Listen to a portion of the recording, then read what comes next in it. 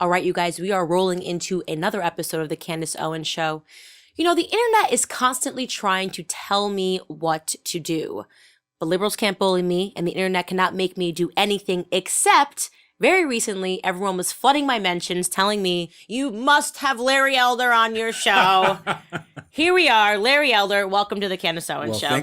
First time I should thank the mob. I never thought I would bend to the will of the mob, but They had a good idea.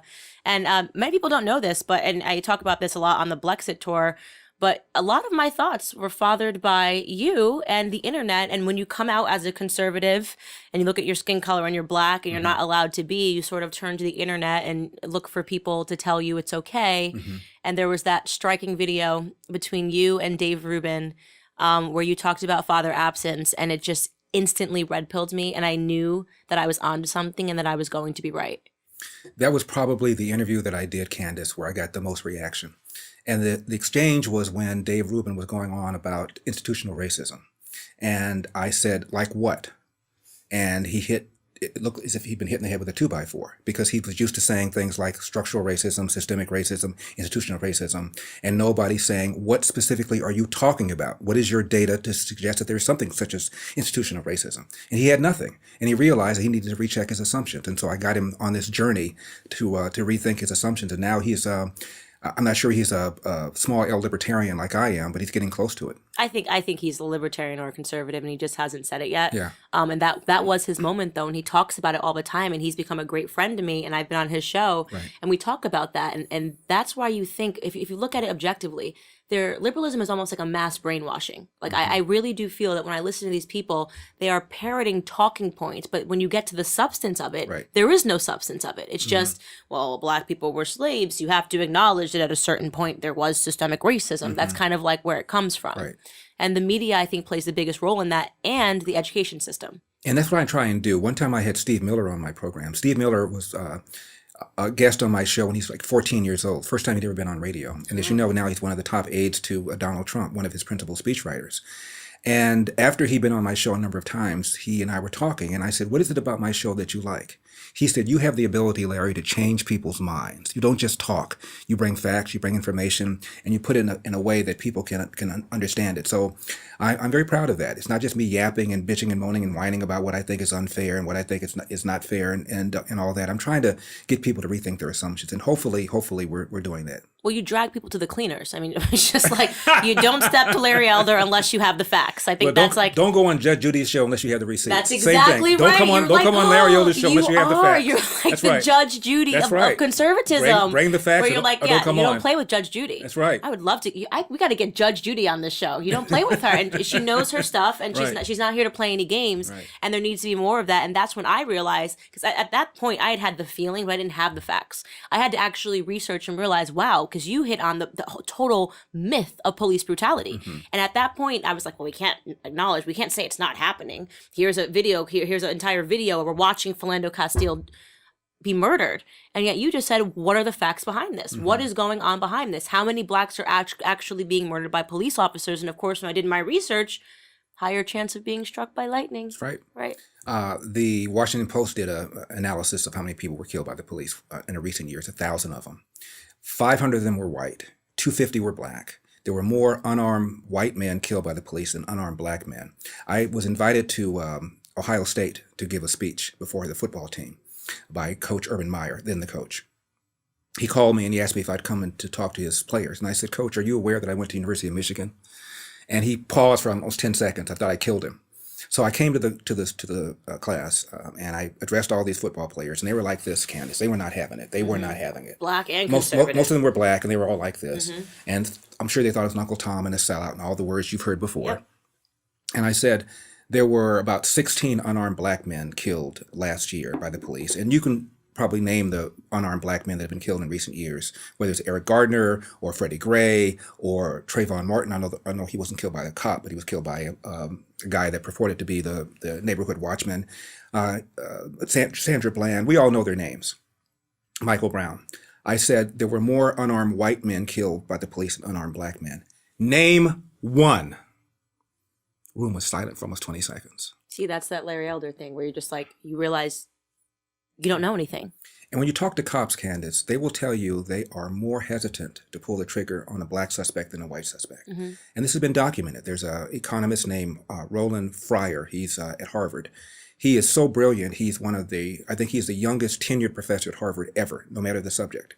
And he did a study on whether or not the police were using deadly force against black people disproportionately. And he assumed he was going to find out that they were. He was shocked. He said it was the most shocking and surprising finding of his career. Wow. He found out the police were more hesitant to pull the trigger on a black person than on a white person. And there was another study done by some researchers at a university in Washington that found the same thing. It's just a lie. And the police and the feds do a survey I think it's called the Police Public Contact Survey every 2 or 3 years. They ask people if you had any interaction with the police. And if you did, tell us about your interaction, by race, by gender, by whatever. And it turns out they can't find any pattern of discrimination against black people. And I'm not saying that there aren't bad cops, obviously. There are bad talk show hosts. There are bad doctors or bad lawyers. They're bad people. But a systemic, planned out institutional kind of thing, the data are not there. And you know it's not there, because if it were, there'd have been class action lawsuits against the police by all these black lawyers who are around, who are making this argument. Right. One of the things I was really interested in is just the detrimental effects of these sorts of lies, where people don't realize that the people that it negatively impacts the most is always the community that they're trying to help, right? So you create this entire narrative, and what happens? Black people start raising up. We start burning down our own neighborhoods. You have black police officers that are negatively impacted by it, because they're even being called Uncle Toms and coons just because they're pulling someone over. And I had a former police officer here discussing that, how it impacted the black police officers. And I have this theory, I talk about this all the time. There's something about progressive policies and progressive perspectives that always lead to progressive results, right? And we could take this anywhere. We could talk about police brutality. We could talk about other things, like there's, the whole idea that black people and white people now, they suddenly don't want black and white people to get married. Like one of the things when I announced my engagement that I got as comments, right? This was stunning to me, right? Of course you're marrying a white person. There should be black on black love. I'm like, so literally, let's just do miscegenation laws again, right? Blacks and whites shouldn't be allowed to get married. Of course, we need safe spaces for black people. We have black only dorms in America right now. That is literally so progressive. It's progressive. That is segregation. By a different name, it's segregation. And it's astounding to me that people don't realize that. We're going, that means the Supreme Court was wrong when they decided Loving versus Virginia and struck down the anti-miscegenation laws in the South. They were wrong. Right. They were right. They shouldn't have struck them down. They should have put them back up. That's exactly what they're saying. And regarding what the damage this false accusation does, the police pull back. Once you call them racist, and they're afraid that if they pull somebody over who's black, they're going to be accused of racism. They may even be prosecuted. They may even lose their pension. They're going to pull back. And when they pull back, crime goes up. So outside of Ferguson and St. Louis, where Michael Brown was shot and killed, crime went up. Crime went up in Baltimore after Freddie Gray was killed. Crime went up in Chicago. The very people that these people, Black Lives Matter, claim that they care about, those are the ones who are hurt the most. Right. Why isn't Black Lives Matter out here in South Central Los Angeles dealing with the Crips and the Bloods? They're killing each other. Black on black, and that goes against the narrative, right? 6,000 black people were killed last year, almost all of them killed by other black people, right? As opposed to a tiny, tiny, tiny fraction of unarmed black people killed by the police. And unarmed, by the way, does not mean not dangerous. Michael Brown was unarmed, but they found his DNA on the officer's gun. He was trying to get the gun. Right. So even if you're unarmed, doesn't mean you're not dangerous. But the point is, those are the ones that we care about when an unarmed black person is killed. Let's deal with them on a case-by-case basis. Almost always the officers are either exonerated or they can't get a guilty plea. And that's because most people recognize that what officers do is dangerous. They have to make split decisions at crucial times, and you have this big presumption of innocence, and you have to find them guilty by beyond a shadow of a doubt. It's hard to do that. So your facts are racist, right? That's what they tell you. Your facts are racist. Right. And the one thing that the black community hates the most is black people acknowledging that our community as a whole has an issue, right? Black on black crime should be discussed. Over 90% of all the killings are black on black, right? So why do you think it is that our community never wants to hold the mirror up to ourselves? Because that would then mean blaming the victim. That's how they see it. It's easier to yell and scream about racism than it is to look at black people and say, we have to change our behavior. We have to do better. Right. And we have to raise our game. You remember when the Dream Team destroyed the whole world in the Olympics and we won by 40, 50 points? The rest of the world didn't say, let's lower the hoop. Let's widen the hoop for us. They got better. They raised their game. And the rest of the world is no longer getting destroyed the way they used to. We need to raise our game. We need to graduate from high school. We need to stop having children outside of wedlock. We need to do the right thing by the children that we bring into the world. And we're not doing that. That's exactly right. And we're not competing. And what I think we're suffering from also is this, we have no self-confidence. We don't think we can't. Like, we've been sold, and I think from the time that we step into school, that we can't, right? Here are the reasons you can't. We are handed so many excuses before we even get out into the real world that it's become a plague on Black America. You don't have to worry about that, Candace. It's not your fault. It's because of slavery. You don't have to worry about that, Larry. It's not your fault. It's because of Jim Crow. You don't have to worry about that. What you do need to worry about is how angry you should be at the white man, right? The white man, because of what they did. I've never been a slave in this country. Me saying that on CPAC stage went viral, and these Black publications were so angry. Well, Candace has never been a slave. I literally have never been a slave in this country. I cannot relate. There goes the argument for reparations. Right. There it is. And look, I think I could be pro reparations. I think we should allow people the opportunity or the chance to go back to Africa. I would sponsor that like you wouldn't believe. I don't think you can have a long line. Right. I don't think we would either. But, you know, you hear that all the time in theatrical voices. They took us from the motherland. Do you know what's going on in the motherland say? Have you been to Africa? I've been to Africa. Okay. I'm perfectly content living in America. Most of people don't realize, like, the opportunities that you have here in America, you'd have never had otherwise. And this was actually one of the first countries that banned the slave trade, right? I mean, Britain was ahead of us. The UK was ahead of us. But America was just right behind them. By the way, when you mentioned that the UK was ahead of us, they were. Do you know that the slave owners were compensated? After they lost their quote-unquote property, the government compensated slave owners. I didn't know that. Yeah, and so when people talk about reparations, do they really want to have that conversation? Because, like it or not, slavery was legal.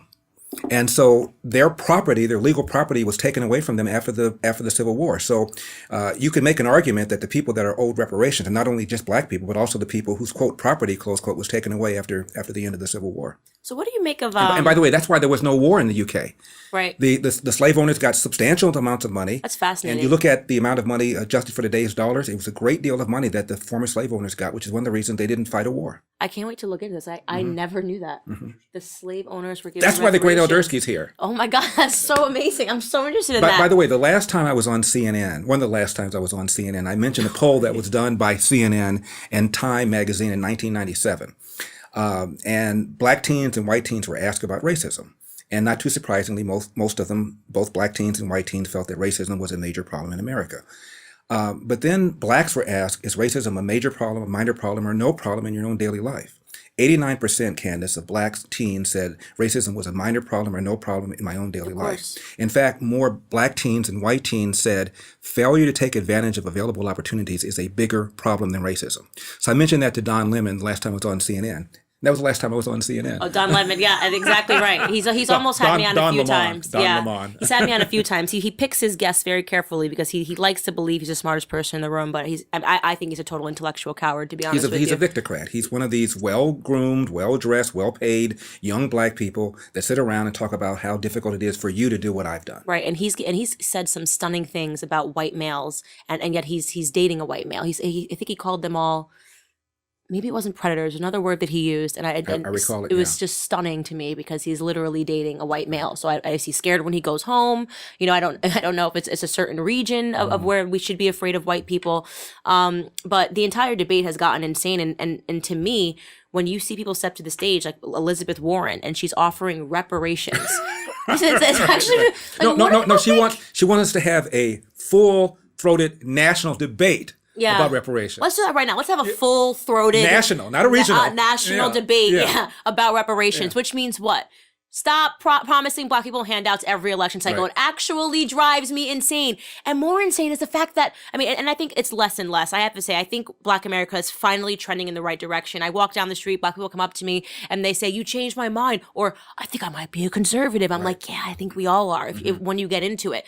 But it's just so stunning and it's so insulting that every 4 years, it's just free stuff. We're going to promise you free stuff. Right. We're not going to have a discussion with you about the issues that your community are facing. We're not going to talk to you about what Larry Elder might tell you or this and that. We're just going to offer you free stuff. So take your poison. Would you like a Jay-Z concert? Would you like a Beyonce concert? Or would you like reparations, which maybe after we have a full-throated national conversation about it, might amount to $400 on the weekend, like for you to go to the club? I've been on radio for 25 years. In 25 years, I've not been able to get Jesse Jackson on as a guest. I haven't been able to get Al Sharpton on as a guest, even though I've tried. I haven't been able to get on Louis Farrakhan as a guest, even though I've tried. I was able to get one so-called black leader on my show. His name is Kwesi Mfume. At the time, he was head of the NAACP. And I said, Mr. Mfume, as between the presence of white racism or the absence of black fathers, which poses the bigger threat to the black community? To his credit, he said, without missing a beat, the absence of black fathers. And that is the number one, number two, number three, number four, and number five problem in the black community. And a kid today is less likely to be born under a roof with his biological mother and biological father than a kid during slavery. In 1965, 25% of black kids were born outside of wedlock. Now that number is almost 70%. Right. You cannot blame that on slavery. Right. Clearly, 2019 is less racist than 1965, which is less racist than 1865. That is the number one problem facing the black community. And forget about Larry Elder. Obama said a kid who does not have a father in the house is 5 times more likely to be poor, 9 times more likely to drop out of school, 20 times more likely to end up in jail. It is far and away the number one problem. Now, how do you deal with that? How do you deal with that problem other than tell people to change their behavior, change their attitude, and behave more responsibly? Right. Well, I also think that the source of all that, all of those statistics is really our marriage to the government. That's what happened. If you want to talk about systemic, I always say, is there systemic racism?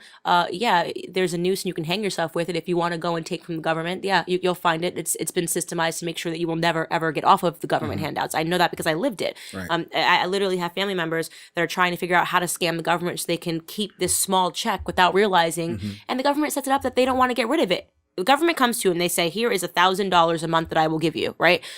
If you make more in your real life, you make $1,001, we're going to take your $1,000. Now you only make one.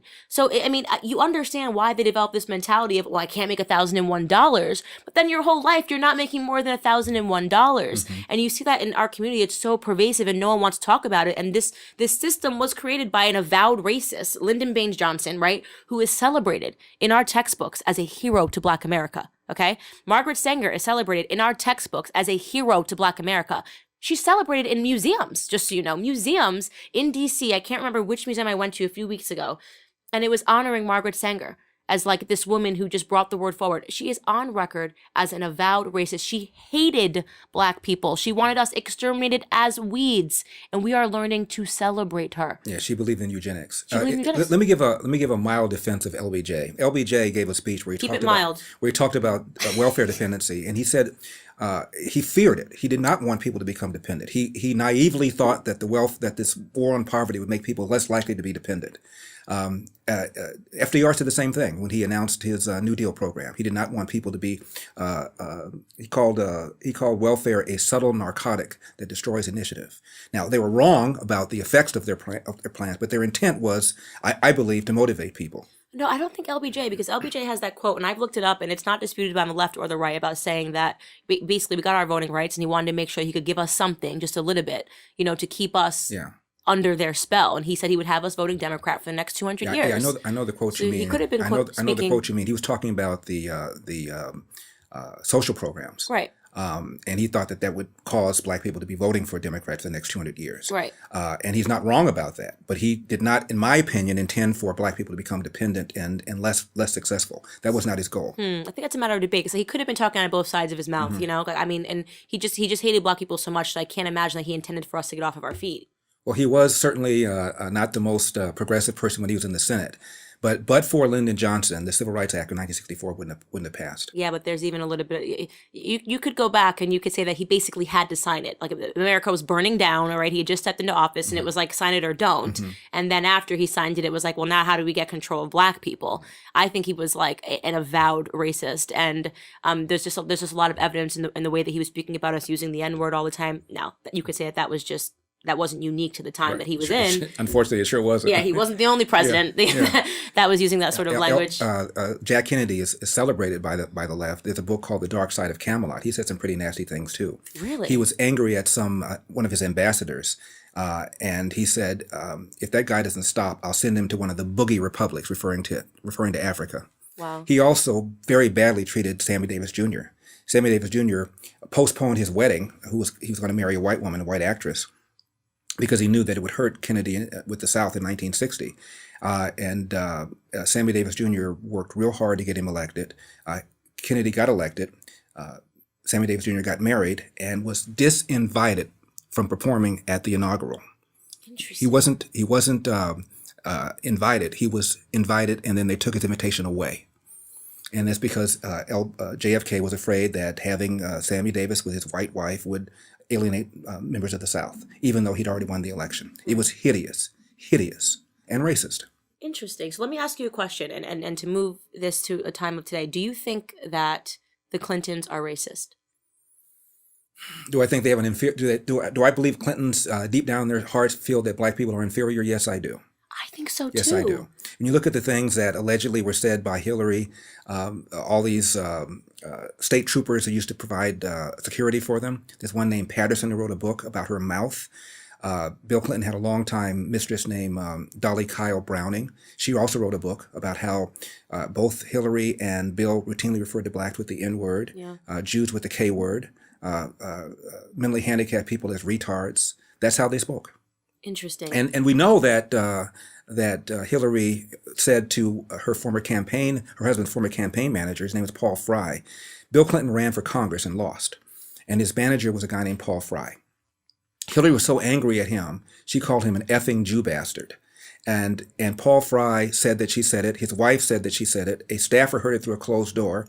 The New York Post offered Paul Fry a polygraph and offered Hillary a polygraph. Paul Fry took it, passed it. Hillary never took it. I asked Dick Morris about this.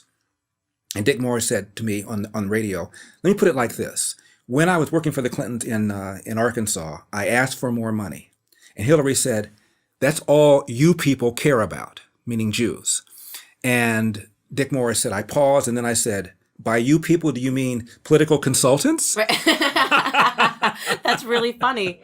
Yeah, I've always felt that way, and I always try to be super hesitant to use the word or to brand somebody as a racist, but there's just something about when I watch her, and I watch the way that her and Bill deal with our community and other communities as well, that I think that they quite literally view us as inferior. Well, they also view us as emotional children. Right. You can just say something and get them to react. Hillary does that all the time. We've been proving them right, though. She's always playing the race card. She refers to the birther movement as a racist lie. I know. Her campaign started it. Sidney Blumenthal went to a guy named James Asher, who works for McClatchy newspapers, and said that Barack Obama is from Africa. Put some people on it and track it down. He said, so because of that, we put people on it. We couldn't find any evidence of it whatsoever, but it was Hillary's campaign that started it. And now she says with a straight face that it's a lie. It's a racist lie. Her campaign started it. Promise you they did. There's a book called Game Change, co-written by a guy named John Heilman. He was on Morning Joe a few years ago, and they were talking about this with Harold Ford. Harold Ford is a black congressman from Tennessee. He's now a retired congressman from Tennessee. And he said, I've never heard that. I've never heard anybody say that. And John Heilman, who co-wrote the book, didn't say a word. And finally, Morning Joe turns to him and says, well, John, you wrote a book about all this. What's the truth? And he said, I am confirming your theory that Hillary Clinton's campaign started the birther movement. My goodness, I wish I had known this, because so many people bring it up to me and they say, how can you defend Trump? And of course I say, first and foremost, I don't think it's exactly racist to question where somebody comes from. But I never knew that it was started by Hillary's campaign. Sidney Blumenthal, look it up. I'm totally going to look it up. That's so fascinating. Yep. And I don't know. I mean, I feel like I've learned so much, definitely, in terms of, I feel like I've grown up politically in front of the cameras, and there's so many different things that I'm learning, and I'm trying to really understand if every single person on the left views the black community as stupid, or if we've wrongly been proving them right. Like we could say they think the black community is stupid, but how have we been acting? Good question. Right? We're giving our votes to people, and we're calling the other side racist. We don't know our own history, right? We've been acting uneducated. We've been acting emotional, right? If they can drum up Black Lives Matters and get us screaming in the streets, burning down our own neighborhoods, do we have the right to be offended until we change the way we act? Candace, 90% of black people thought O.J. Simpson was innocent. What is that? What is that? And during that trial, I said to myself, what does that do to the people that look at black people? What does that do to your level of respect for black people? It goes down. This evidence is overwhelming. The man did everything but leave his business card at the crime scene. and you're telling me he's innocent? Are you smoking something? Hair, fiber, blood, motive. And he didn't do it? He didn't leave his business card, though. He did not leave his business card, so maybe he was innocent. Maybe, yeah. I know, and it hurts me to say that, but sometimes I'm just stunned at the debate and how easily we fall for the bait every time. There was an extraordinary piece in the New Republic at the time of the trial called "Race, OJ, and My Kids" by a high school teacher in New Jersey. And he said during the trial, he had 110 students, almost all of them were black or brown. Nobody believed O.J. Simpson actually did it. And whenever anybody would suggest that maybe, just maybe, the evidence suggests this or that and the other, they'd be shouted down. He said none of the women had any sort of sympathy for Nicole. In fact, they were angry at her because she was white and married O.J. Simpson, who had a black wife at first. They had zero sympathy, didn't care about the facts, didn't care about the information. It was all about getting the cops and allowing one of us to get away, given all the bad stuff that the police have done to us. Well, I think what we're really getting at here, though, is just that black people have been seized culturally. And we believe that when someone comes for our cultural icons, right? Like, who do you think holds more weight in the black community? LeBron James, when he puts in a Beto cap, or you debating this intelligently and telling us the facts around it? LeBron James, when he puts in a Beto cap, they go, oh, I must support Beto then because LeBron James said so. I must support Beyonce because she's wearing an I'm with her t-shirt. O.J. Simpson, oh, he's so good at football. Right. He couldn't have killed anybody. He's really good at football. And that's really, it's sad to me that we actually need new idols in our community. And that was done by the media.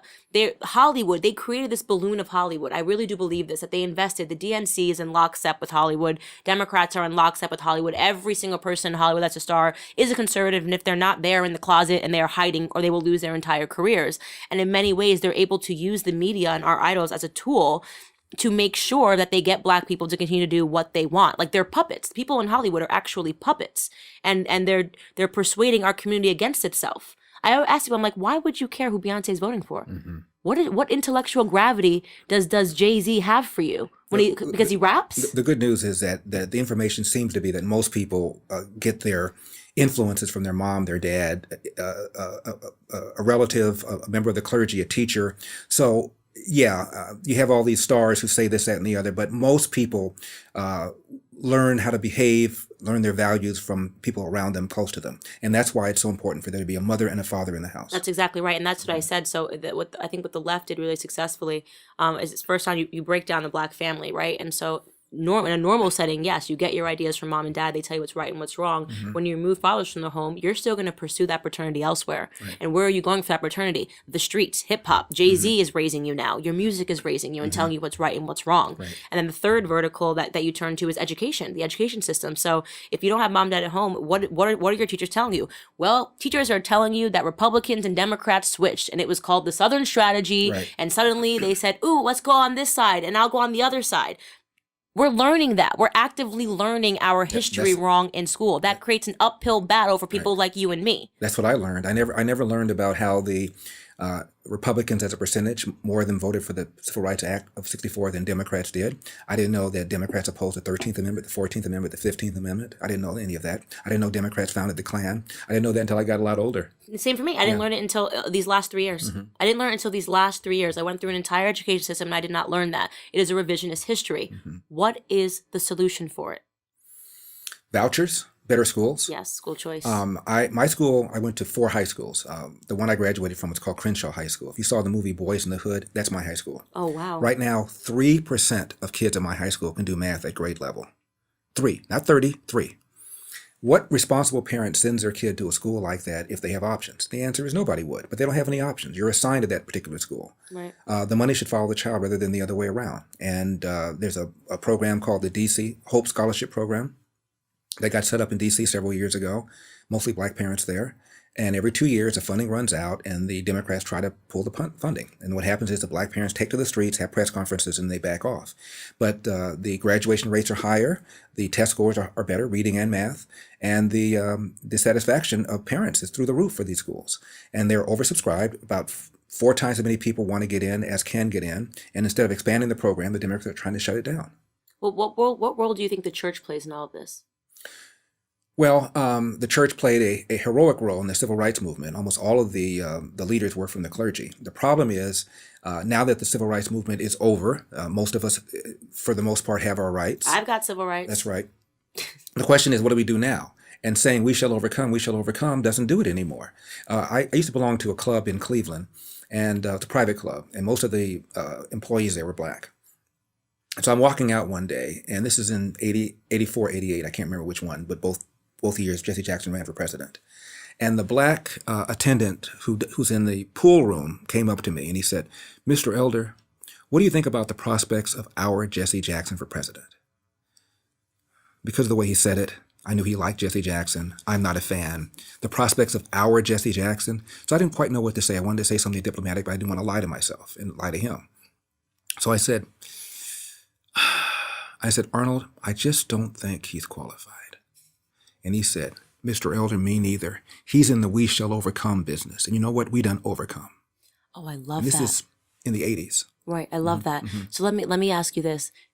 Do you think early on, Jesse Jackson and Al Sharpton's, their heart was in it for the right reason, but perhaps since all of this funding came to them because there was actually a problem and actually an initiative, and now it's like, well, what do you do once your problem and your stream of income has been fixed, right? Like if your whole thing is, this is the movement, we need civil rights, and then suddenly there is civil rights, you gotta kind of have to create non-civil rights, or you gotta go the other way and say, Jussie Smollett, are you available on Monday to execute a hate crime on yourself? That's the economics of racism. Right. When the demand for racism exceeds the supply, you have to find new sources. You have to find new sources. You have to find new sources. And is that perhaps that's what it is. Were they doing real things in the beginning and now they're sort of... at one time, Jesse Jackson was an aide to MLK, and he had friction. MLK thought he was a hothead, and told Jesse Jackson at some time, you're going to get your own individual niche, but in the meantime, leave me alone. That was an exchange they once had, according to a book called Thunder in America.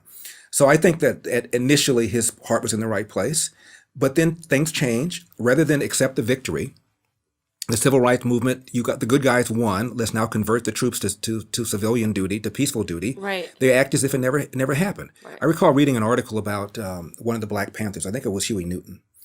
And he said, this is in the 70s or 80s, and he said, things are so boring now. And I said to myself, this guy preferred it the way it was in the 60s? Right. You preferred us to be out in the streets and rioting? You preferred that to right now? I think that, yes, many people are addicted to the drama. They're just they're addicted bored. to the drama, and they're bored. And because elevating Black people now requires hard work, telling them to be responsible, telling them not to blame other people, and that's hard work. It's much easier to point to somebody else and say, here's your plight. Here's why you're the way you are. And that's why they don't want to do this. And that's why people like you and me are considered to be evil, considered to be enemies. Right. Are you optimistic or pessimistic? I'm guardedly optimistic.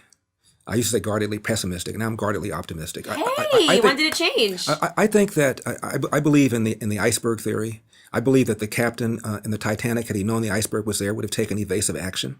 We just have to convince people there's an iceberg, and then they'll take evasive action. And evasive action means not having kids outside of wedlock, getting married before you have a kid, making sure you at least finish high school, and ideally finishing high school with a degree where you can read, write, and compute at grade level, which means vouchers. Right. But beyond that, though, the education system, I think the entire thing needs to be revamped. That's the one thing that I struggle with the hardest of what are we actually going to do about the education system? Because I know I'm a smart girl. I was brainwashed too. Well, it's not the money. We know it's not the money. And we spend more money K through 12 than any other country on the face of the earth, except for Luxembourg and Switzerland. So it's not the money. Right. It's definitely not the money. But it's even just the topics are shifting now. Now they're teaching kids that they can pick their genders in kindergarten. Think about that. Right. Think about that. Where we're at right now, you can pick your gender in kindergarten, and this is what they're fighting for. In my classroom, I was forced to take Feminism 101. You know me, I hate feminism. I am not a feminist. I am the proudest non-feminist you will ever see in the face of the planet. I'm leading the non-feminist movement in the world, okay? Because it's a mess. It's nonsense. It's similar to Black Lives Matter. There's nothing there of substance. Men and women have equal rights. Actually, I would almost make the argument that we've got plus, right? I'd much rather be a woman in society today than to be a man in society. And Candace, for 8 years, Michelle Obama would come out and talk about how women work and make less money for doing the same work that men do on the dollar. And it is a lie. It's a complete lie. Even the Department of Labor said this is not true. It's a lie. When you compare apples to apples. We actually get paid more.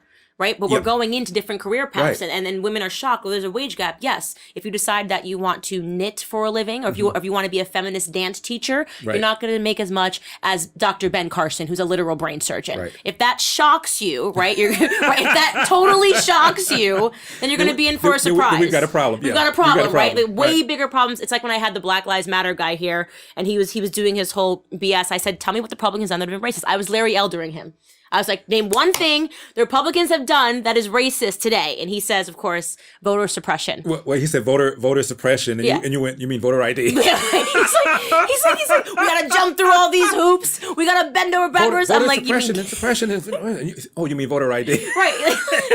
I'm like, so we've got way bigger fish to fry. If we can't figure out how to get an ID, we shouldn't be voting. You asked if you knew anybody who didn't have ID. Yeah, I just wanted to know. Do you know anybody? Because you can't do anything. You can't go to the club on the weekends. You literally cannot do anything in this country if you don't have ID. And it undermines black people when you say that you're not smart enough to get an ID, and then to suggest that any person in the world should be voting. If you can't figure out how to get an ID, you probably are not exactly understanding the political landscape today, right? I mean, like, seriously, Exactly. like, and it's just such a frustrating conversation to have with people because they don't see it. Right. It was the most ridiculous. And look, I like Hawk. I think Hawk's a nice guy. I just, I told him, look, I think you're a great guy. You're wrong. You're just passionately wrong. Do you think you moved him? Do you think he changed anything? Yeah, I mean, like, look, we still text, we still ping him, and he says, I will say one thing about you is that when I read about you in the media, it's almost like you're just being a puppet. When you sit across from me, of course I believe what I believe, and I genuinely don't know what you're talking about, right? Mm-hmm. You actually have bought into the fact, and I'm going to say you, I mean Hawk and people that are like him, that black people can't do anything. That's sad to me. Someone sold you that. Someone sold you the idea that you can't do anything, and you're wearing it like a badge of honor. I think I can do anything, right? This feels better. When I'm telling people you can do anything, you can get over anything. My grandpa did it from a segregated South to where he is today. I have nothing to complain about. Look at the latitude that this country gives black people. I was watching a commercial yesterday with Samuel L. Jackson.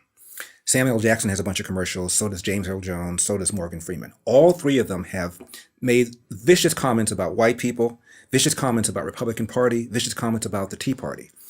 Recently, Sam Jackson went off on a profane rant against Donald Trump, calling him an MFer. Disgusting. A bunch of times. Who can do that and still have a Capital One commercial?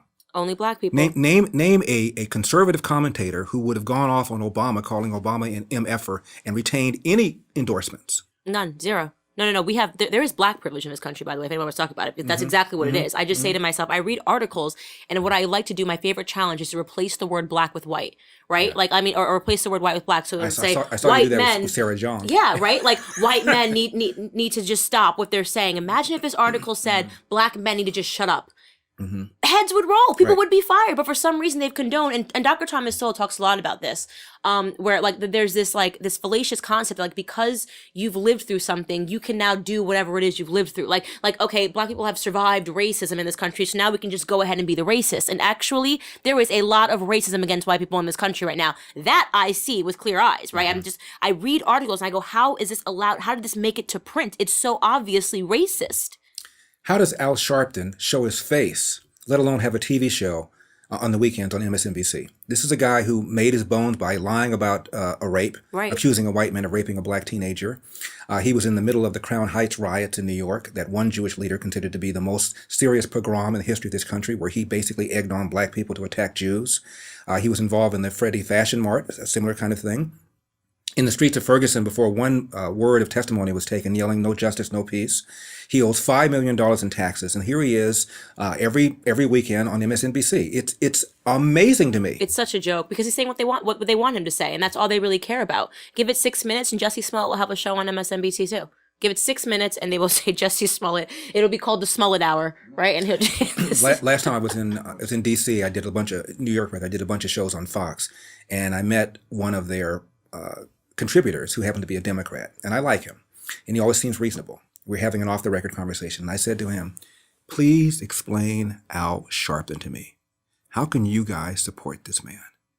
And he said, "I can't explain it. I consider it to be reverse racism." That's what he said. Wow, it's not reverse racism; it's just racism. It's what you said about this black privilege. Right. There definitely is black privilege in this country, and they say, "Oh, you're Uncle Tom, you're a coon." Mm-hmm. We are as a whole on the community not very nice to white people right now. But I will say this: it's not just black people. The white on white crime is even worse on the internet. I mean, the way that white liberals go after white conservatives as if it's a token, it's virtue signaling of the highest plight, right? Mm-hmm. And they say, "Well, I feel good about myself." we don't even have to be offended because we have white liberals that are offended for us, Right. policing the internet and telling us what to be offended by because they undermine us so much that, shh, don't even say anything, black person. I'm offended for you. That stuff drives me absolutely bonkers. The white guilt thing, I mean, like, I want to like lead the black conservative movement. Then I want to destroy feminism. And then I need to like come up with a solution to the white guilt thing. That's like my 2019 schedule. White guilt phenomenon. I genuinely don't understand it. They hate being white, or do they just feel so good when they yell at other white people for blacks and Hispanics? Well, and it just shows you the zero tolerance for anti-black racism against white people. There's a writer named John O'Sullivan, who's a longtime editor for the National Review, and he said white racism exists, but its social power is weak. The social power against it overwhelming, and that's what I see. White people feel guilty about slavery. They feel guilty about Jim Crow. They really want black people to do well, but a lot of black people don't perceive that. They think that they're out to get them. LeBron James once said, before he went to St. Vincent's, St. Mary's, the high school where he went for a while, the Catholic school, the first time he ever been around white people, he said, I thought white people hated us. I thought they were all against us. And so I had the same attitude against them. He said that? Yeah.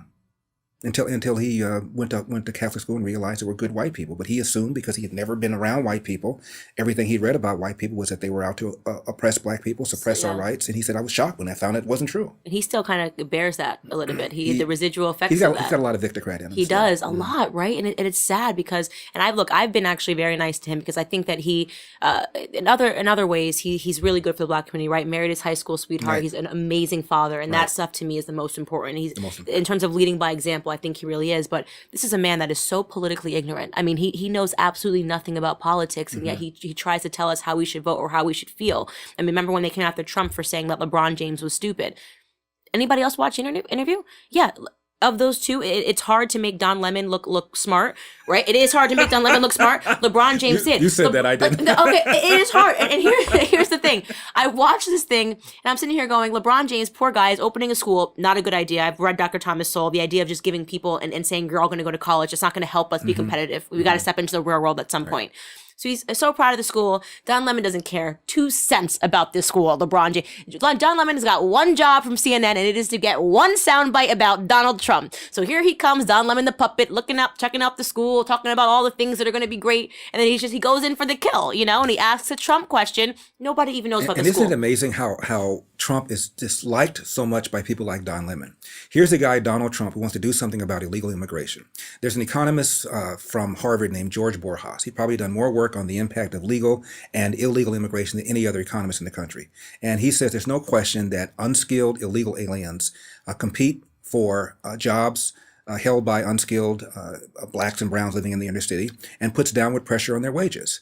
And he's also hired, Trump has, a Secretary of Education, Betsy DeVos, who wants vouchers. Right. So here you have a president who wants to give inner city parents the choice so that they don't send their kid to a school where only 3% of kids can do math at grade level. Here you have a president who wants to do something about the competition, the illegal and unfair competition posed by illegal aliens to jobs for black and brown people. And he's a racist. If that's racism, he needs to go back to racism school. Right. I said if Trump's a racist, he's failing at it. Yeah. I mean, he's the worst racist that there's ever been. And unemployment for blacks, all-time high. Unemployment rate all-time low. Yeah. All-time low. Has never been this good because he got rid of some of the stupid regulations that Obama put into effect, and lowered taxes, which Obama did the opposite of. Obama gave us the worst economic recovery since 1949. Even Tavis Smiley said under Obama, by every major economic metric, blacks lost ground. And Donald Trump's a racist. Right. With no evidence, no proof. I say that everyone all the time. I'm willing to have my mind convinced. Just where's the proof? What has Trump said or done? No one can answer the question. When I've asked that question, someone called up and said, well, he signed a consent decree in 1975 in which he agreed not to continue the practices How far back they go? Against would-be black and brown tenants. 1975. Google Donald Trump and Jesse Jackson. Google Donald Trump and Al Sharpton. Rosa Parks. All these people hung out with him after 1975. So whatever happened, they apparently were not dissuaded from dealing with Donald Trump. Right. What about 1974, the year before that? Chuck Schumer, according to a guy named Jay Homnick, who I've interviewed him a number of years. You should get him on your show sometime. Okay. Jay Homnick, Homn like Nancy, ICK. 1974, Homnick attends a political meeting with his father. This was in the neighborhood of New York called Flatbush. And there were 2 buildings that had black people in them. And the neighborhoods wanted them out. Not because they were disrupting, they just wanted them out because they were racist. So here comes Chuck Schumer, 1974, newly admitted lawyer from Harvard running for office. And Schumer said this: if you vote for me, I'll propose a plan to refurbish these buildings. The blacks will have the right of first refusal, of course, but they won't be able to afford them because we'll make them so nice, they'll be priced out of their price range. So they elected him. He did it. He proposed the scheme. Turns out the black people were able to raise enough money to move back in, so the whole thing failed. But it wasn't for lack of trying. Right. And this is 1974. I've never heard Chuck Schumer ask about it by anybody. Interesting. If I ever see him, it'll be the first question I ask him. That I have this thing that the people that are shouting racism the loudest, they're racists. I mean, that's just it's the truth, and they ignore everything that they do. They've got a bunch of pretenders on their side. Beto pretending to be Hispanic by calling himself Beto. Elizabeth Warren, who literally cheated her way through life by pretending to be a Native American. They're both running for president. Right. It's stunning to me. And nobody cares. They don't care about their history because the media has convinced us that if you're on the right, you're a racist. And this is what we have. This is the uphill battle. And it's not just the news organizations. Here's the thing that I ask all the time. What the heck happened to black TV? I grew up and I was watching the Huxtables, the Jeffersons, Nick at Night, the Winslows, right? These people had goals. It was about family togetherness. It was about problem solving. What is black TV today? We have Love and Hip Hop, Larry. Love and Hip Hop. I couldn't tell you. I don't watch it. Okay, I couldn't there's tell nothing you. to watch. It's literally Love and Hip Hop. There are people, they have baby daddies, and they're trying to see if they can make it, and they can become rappers. I mean, Cardi B was birthed out of Love and Hip Hop, right? She was a stripper, gone rapper, and this is what we have on TV. So even just think about what black people are watching. That is setting our goals on TV. I was not watching that. I wanted to be just like little Ruby Huxtable, right? I just wanted to have a nice life, and it was okay to want to be a doctor. Now it's hoop dreams. Hoop dreams. You want to be a rapper, or do you want to be a basketball player? Do you want to be a football player? Good. That's your place in life. It is a problem. The average black parent is far more likely than the average white parent to think his or her kid is going to play professional sports. You see it. Yeah. I mean, I've lived it. They all, that's what they live for. They want their kids. They don't even talk about, and I was talking about this with my fiance the other day, the impacts, the long-term impacts of like football, the science behind CTE stuff. And there are so many parents who say, my child's not even going to play football, right? My child's going to play soccer or deal with something that's non-contact because of the long-term effects. But they're so convinced that it's worth it because their kid is going to be the next wide receiver for the Giants. When the odds are overwhelmingly against it. Overwhelmingly. And you look at the average amount of time spent on homework in an Asian household versus a white household versus a black household versus a Hispanic household. Again, night and day.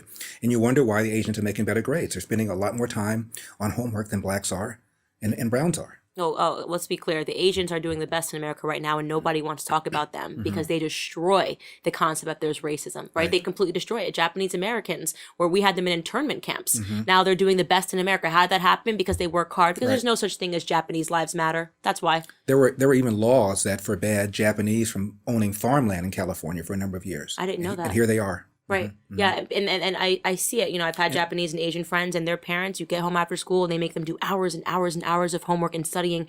Homework that isn't even homework. They just want them to study. They're studying numbers all the time. And every year there's a hue and cry if not enough black people are nominated for Oscars. Right. And I've had black friends who are actors, and I said, why is this important? And they said, well, it's important for black people to have positive images. Black people have higher self-esteem than white people do. Almost every test has shown that for decades, black people have higher self-esteem than white people do. Black women are far more confident about their bodies than white women are. White women are obsessed with this Barbie doll kind of waist, and black women are not obsessed with that. So don't tell me that black people have low self-esteem. We have very high self-esteem. Right. As you pointed out, Asian Americans, Japanese Americans, Chinese Americans, Korean Americans are making more money per capita than almost anybody else. Right. Where are their images on TV? Where are their images on the screen? I love that. Years ago, there was a woman named Debbie Thomas. She was the first black woman to get a Olympic medal in ice skating, and she was always asked, "Who is your role model? Who is your role model?" And finally, she said, "Look, I don't have to see somebody black do something before I think I can do it." Fast forward, she's now a doctor in the Bay Area. Right. And that was her goal all along. Right. I love that Dr. Condoleezza Rice always says, you don't have to tell me how to be black. I've been doing it my whole life, right? Like suddenly, like I'm not black anymore because I'm a conservative. Even Obama said that. He said there's more than one way to be black. Right. Even he was called all sorts of names. When Obama ran for Congress and was defeated by Bobby Rush, the former Black Panther, Bobby Rush basically characterized him as a effete snob who taught at University of Chicago, who went to Harvard, and essentially called him somebody who wasn't down with the black people, didn't understand. Right. And the thing is, if he had held on to that and it was just successful and didn't turn towards the end of his administration and start making it about black versus white, and he could have been that is why I did cry when Obama won, because it did mean something to our community, right? Of course it meant something, and then he completely destroyed it in the end. He did a 180. The first time I saw him give an interview, he gave an interview to Steve Croft, 60 Minutes. And he was still not the front runner, but he was gaining on Hillary. And Croft said, Senator Obama, if you don't get the nomination, will it be because of racism? And I went like this. Let's see what this guy says. And he said, no. If I don't get the nomination, it will be because I've not articulated a vision that the American people can embrace. Wow. And I went, wow. This is a different Democrat. I don't vote for tax, spend, regulate Democrats, and I won't vote for this one. But at least he'll be a different one. Right. Fast forward, what happens? The Cambridge police acted stupidly. If I had a son, he looked like Trayvon. Oh, and by the way, we have problems here in America called Ferguson. He hired Eric Holder, his AG, who once said, when it comes to matters of race, America has been a nation of cowards. And Eric Holder has called voter ID an example of pernicious racism. Right. He's called the fact that blacks get longer sentences, and they do so for legitimate reasons that judges take into consideration your entire criminal history. Right. He called that an example of pernicious racism. Right. He called the fact that black boys get kicked out more often than white boys do in schools an example of pernicious racism. Never mind their behavior.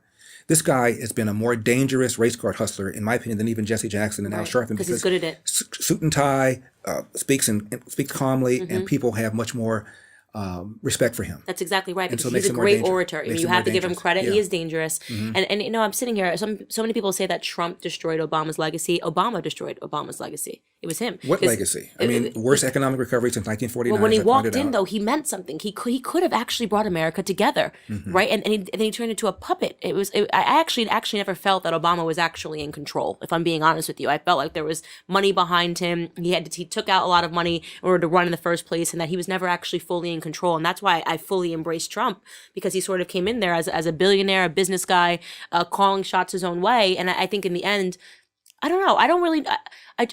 I'm not too critical of Obama, because I do think he served a purpose, and it makes it easier for me to have these discussions with Black America when I talk about the differences between Obama and Trump. Well, we had the skin color. We got what we wanted, right? You got the skin color. You got the black man in office, and nothing changed.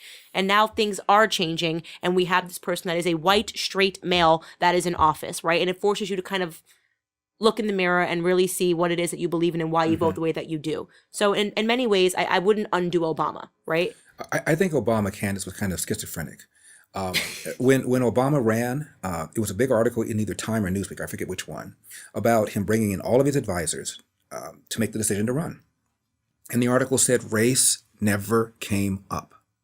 I don't think Obama thought of himself as a black person. I think Obama thought of himself as a badass. Right. But then he got into office and he realized unless you get that 95% black vote, you're not going to get reelected. How do you get that? You keep them angry. Keep talking about racism. Right. And so he was stuck. He wanted to get reelected, but he also realized that if he told the truth that racism is not a major problem in America, and black people start thinking about schools and education and crime and the other things that other people think about, they wouldn't have this allegiance to the Democratic Party. That's exactly right. So he was stuck. Right. Right. What do you think? What are you thinking for 2020? What do I think? What are your predictions? I think Trump will get reelected. Okay. And I don't care who he runs against. If he runs against Beto O'Rourke, he's going to crush him. If he runs against Elizabeth Warren, he's going to crush him. The only person that could give him a real challenge is Joe Biden, and Joe Biden can't survive the nominating process because he's too centrist. What do you mean by that? The Democrats right now, their base is $15 minimum wage, Green New Deal, abolish ICE. World ending in 12 years. Right. World ending in 12 years, abolish ICE, as I mentioned, the Green New Deal.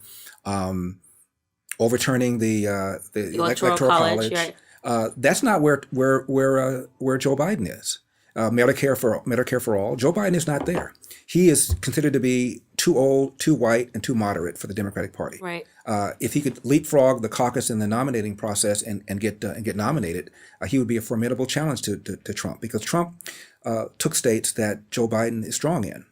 Joe Biden is considered a blue-collar guy. He's from Scranton, Pennsylvania. Trump carried Pennsylvania.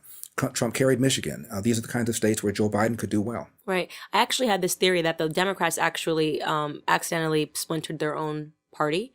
And I actually think Nancy Pelosi, the Chuck Schumers, the Joe Bidens, they're actually more moderate. But they pretended to be far left because they just wanted to oppose Trump, right? So they just were like, anything anti-Trump we agree with. Green New Deal, fine. Right. But then it actually brought forth these real leftists, these real socialists, yes. right? And it gave birth to the AOCs, and now their party is sort of imploding, and they're reckoning with anti-Semitism and the things that are coming out of their mouths. And it's a free-for-all, and I think that we're in the midst of a total political realignment right now because of it. And it's their own fault. Right. They could have just been sensible in responding to Trump, but they just couldn't do it. They had to pretend that he was the second coming of Hitler, and now they kind of have to contend with it. And I'm kind of having fun watching. It is fun. It is fun to watch. You always do the great memes on Instagram, and I'm like, they're so good. And I'm like, that's exactly what's going on right now. It's going to be a free-for-all. It's going to be really entertaining. Yeah, and somehow anything that goes wrong, I'll be to blame. You know me. I get blamed for everything these days. I'll take that. All right. Well, Larry, we do this thing at the end of every podcast, where we want our guests to launch a vibration into the world. So you get 2 minutes. Launch a vibration. Launch a vibration. So whatever you say for 2 minutes, let's say it falls on everybody's ears in the entire world, and in their own language, of course, whatever language they live in. Wait, that's your camera. Bub's got the 2 minutes on the clock. Okay. On your mark, get set. Larry Elder. My 2-minute vibration is to all young people in this country, irrespective of race, irrespective of color, irrespective of gender. This is the greatest country God ever created. You hit the lottery when you were born in America. And if you were lucky enough to have 2 loving parents who helped to raise you, you hit the lottery again. Work hard. Invest in yourself. My father always told my brothers and me the following: hard work wins. You get out of life what you put into it. You cannot control the outcome, but you are 100% in control of the effort. And before you bitch, moan, and whine about what somebody did to you or said to you, go to the nearest mirror, look at it, and say, what could I have done to change the outcome? And finally, no matter how good you are, how hard you work, how ethical you are, sooner or later, bad things are going to happen. How you deal with those bad things will tell whether or not we've raised a man or a woman. Wow, that might have been my favorite one we've ever done. Right? That was so amazing, right? Mic drop. The greatest 49.12 seconds. Right? That we've had, yeah. Most people are like, what am I going to say? That was, America needs to hear that. This episode was made possible by a generous donation from Bruce Bender. Thank you guys for watching the latest episode of the Candace Owens Show. I hope you guys enjoyed the conversation as much as I did. As many of you guys already know, PragerU is a 501c3 nonprofit organization, which means we need your help to keep all of our content free to the public. Please consider making a tax-deductible donation today. I would really appreciate it.